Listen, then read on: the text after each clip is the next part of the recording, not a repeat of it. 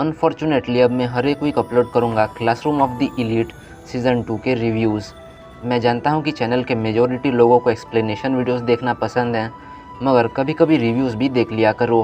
Classroom of the elite का पहला season नहीं देखा है तो म्यूज़ एशिया के यूट्यूब चैनल पे सारे एपिसोड्स अवेलेबल हैं, वहाँ से देख सकते हो।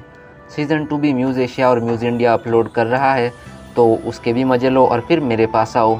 तो एक छोटे से स्पॉइलर वार्निंग के साथ आज के रिव्यू को शुरू करते हैं। इस एपिसोड का मेन हाईलाइट था एक नया स्पेशल टेस्ट। सीज़न 1 में हमने देखा था कि आइलैंड वाले स्पेशल टेस्ट में क्लास डी ने सबसे ज़्यादा पॉइंट्स एक्वायर करे हैं, जिसके पीछे ऑब्वियसली अयानो कोजी का हाथ था। एक के बाद एक टेस्ट देखने में मुझे काफ़ी अच्छा लगा, वरना सिर्फ आराम आराम में एक एपिसोड निकल जाता तो काफ़ी बोरिंग रहता। अब मैं सीधा स्पेशल टेस्ट के रूल समझाता हूँ, क्योंकि वही इस एपिसोड का सेंटर है। मेरी तरह एक बार में हर किसी को रूल्स समझ नहीं आए होंगे। टेस्ट स्ट्रक्चर को एक झटके में खोल कर रख देना बहुत सारे इन्फॉर्मेशन को एब्जॉर्ब करने जैसा है। फिर भी मुझे नहीं लगता है कि टेस्ट प्रोसीजर को 100% समझना ज़रूरी होगा आगे के एपिसोड्स के लिए। मेरे हिसाब से बस क्या चल रहा है उतना समझना काफ़ी होना चाहिए। तो गेम के रूल्स कुछ इस तरह के हैं कि सारे स्टूडेंट्स को 8 ग्रुप्स में डिवाइड कर दिया जाएगा। हर एक ग्रुप में class A, class B, class C और क्लास डी के कुछ फिक्स्ड मेंबर्स रहने वाले हैं। अयानो कोजी के ग्रुप में क्लास डी से सोतोमुरा, योकीमुरा और कारुइजावा हैं। इसी तरह से उनके ग्रुप में क्लास सी से 4 मेंबर्स, क्लास बी और ए से 3-3 मेंबर्स ऐड होने वाले हैं। ये हुई उनकी ग्रुपिंग की बात। अब जानते हैं कि टेस्ट में आखिर होगा क्या। स्कूल से हर एक स्टूडेंट को एक ईमेल आएगा जिसमें लिखा होगा कि उस स्पेसिफिक स्टूडेंट का क्या रोल है। और हाँ, यहाँ पे हर ग्रुप सेपरेटली ऑपरेट करेंगे। हर ग्रुप में एक मेंबर को ईमेल से वीआईपी डिक्लेयर किया जाएगा और ये बात सिर्फ वीआईपी स्टूडेंट को ही पता होगी। हर दिन 2 बार स्टूडेंट्स फिक्स टाइम पर अपने ग्रुप के साथ मीटिंग ऑर्गेनाइज करेंगे और वीआईपी को आइडेंटिफाई करने की कोशिश करेंगे। मीटिंग ख़त्म होने के बाद हर स्टूडेंट को बस स्कूल को ईमेल भेजना है कि वीआईपी कौन है, मगर वीआईपी कोई ईमेल नहीं भेज सकता और ना ही उसके क्लासमेट्स। और बस यहाँ पे ख़त्म होता है टेस्ट का बेसिक ओवरव्यू। लेकिन ट्विस्ट तब आता है जब इस गेम में क्लास पॉइंट्स और पर्सनल पॉइंट्स को घुसा देते हैं। अब मैं उन्हीं के बारे में बताता हूँ। इसके लिए चलो एज्यूम करते हैं कि अयानो कोजी अपने ग्रुप में वीआईपी है। यहाँ पर 4 केसेस आते हैं। केस 1, मीटिंग ख़त्म होने के बाद अगर अयानो कोजी और उसके क्लास डी के मेंबर्स को छोड़कर बाकी सब ने स्कूल को वीआईपी को करेक्टली आइडेंटिफाई करके ईमेल भेज दिया, तो ग्रुप के हर एक मेंबर को 5 लाख पर्सनल पॉइंट्स मिलेंगे और वीआईपी को एडिशनल 5 लाख पर्सनल पॉइंट्स मिलेंगे।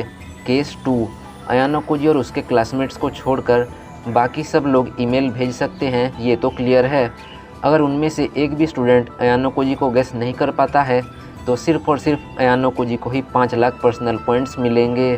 पहले दोनों केसेस हुए आइडियल सिनेरियोस जिसमें टेस्ट इजीली कंप्लीट हो जाता है। अब आते हैं बचे हुए 2 केसेस।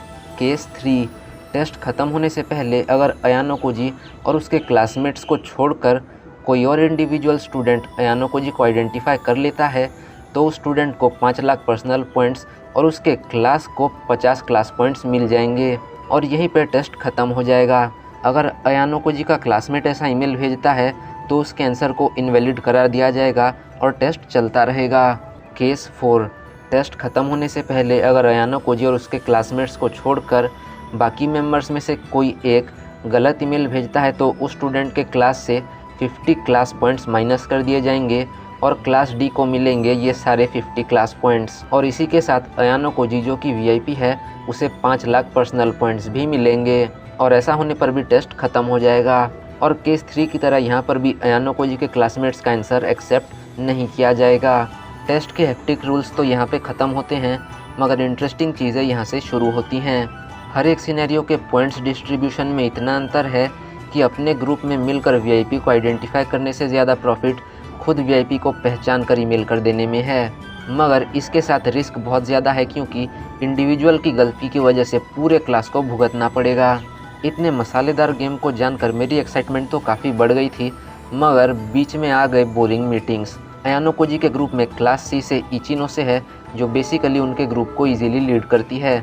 मीटिंग में मेजॉरिटी स्टूडेंट्स को लगता है कि वीआईपी को आइडेंटिफाई करके सब करेक्ट आंसर्स भेजेंगे तो सही रहेगा, मगर क्लास ए के स्टूडेंट्स इस मीटिंग में हिस्सा नहीं लेना चाहते। वो लोग ईमेल भेजने से मना कर देते हैं क्योंकि उन्हें लगता है कि कोई इंडिविजुअल सबको धोखा दे सकता है। इस तरह से हर तरफ मीटिंग्स और डिस्कशंस होते रहते हैं और एपिसोड ख़त्म होता है। मगर यहाँ पे कुछ फाइन डिटेल्स हैं जिन पर हमें बात करनी चाहिए। मुझे लगता है कि क्लास लीडर्स के पास पहले से कोई प्लान तैयार है और उन्होंने अपने क्लासमेट्स को इंस्ट्रक्ट किया होगा कि उन्हें कैसा अप्रोच लेना चाहिए। क्लास डी का तो पक्का है कि सब अपने दम पर हैं, मगर बाकी क्लासेस के पास पक्का कोई ना कोई प्लान है। क्लास सी का कोई वियर्ड प्लान है, ये तो मैं कंफर्म कर सकता हूँ। एक सीन में र्युएन अपने गुंडों के साथ जाकर होरिकिता से बात करता है और जाते वक्त उसकी एक तस्वीर ले लेता है। पहली बार में ये सिर्फ उसका एक भद्दा मजाक लगा, मगर एपिसोड के आखिर में भी ऐसा सीन था। क्लास सी की कुछ लड़कियां आकर कारुइजावा के सामने कुछ बकवास करती हैं और उनके बीच तनाव बढ़ जाता है, लेकिन वो लड़कियां इस सिचुएशन में भी कारुइजावा की एक तस्वीर ले लेती हैं। मेरा गेस पूरी तरह से गलत भी हो सकता है, मगर ट्राई करने में क्या जाता है। अब आगे देखना ये है कि अयानो कोजी इस सिचुएशन को कैसे हैंडल करेगा, क्योंकि उसे अगर स्कूल में रहना है तो क्लास से पहुंचने के लिए कोशिश करनी ही पड़ेगी। और पिछले एपिसोड में अयानो कोजी के पर्सनैलिटी को जानकर लग रहा है कि इस बार भी वो किसी ना किसी को मैनिपुलेट करेगा और अपना काम निकलवा लेगा, और इस बार वो और कोई नहीं बल्कि कारुइजावा होगी। एपिसोड में वो थोड़ी खोई खोई सी लग रही थी। एपिसोड के आखिरी सीन में भी वो किसी बात से परेशान थी। इस बात को एनिमे का एंडिंग सॉन्ग भी काफ़ी हद तक कंफर्म कर देता है, जब अयानो कोजी उसे अपनी इमोशनलेस आंखों से देखता है। तो आसान शब्दों में अयानो कोजी कुछ भयंकर चाल चल सकता है। आखिर अयानो कोजी जीतने के लिए कितने एक्सटेंट तक जा सकता है, वो देखने के लिए मैं सबसे ज़्यादा एक्साइटेड हूँ। हमेशा इतने अच्छे साइकोलॉजिकल एनिमे शोज़ देखने नहीं मिलते, इसीलिए क्लासरूम ऑफ द एलीट से मेरे तो काफ़ी हाई एक्सपेक्टेशंस हैं। सीज़न 2 का पहला एपिसोड काफ़ी हद तक एक इंट्रोडक्टरी एपिसोड था, इसीलिए बहुत कुछ बताने के लिए नहीं है। तो फिर रिव्यू को यहीं पर ख़त्म करते हैं। अगले हफ्ते ज़रूर आना, क्योंकि मैं एपिसोडिक रिव्यूज़ बनाने वाला हूँ। तो मैं मिलता हूँ किसी और वीडियो के साथ। और हाँ, अयानो कोजी इज़ गोट।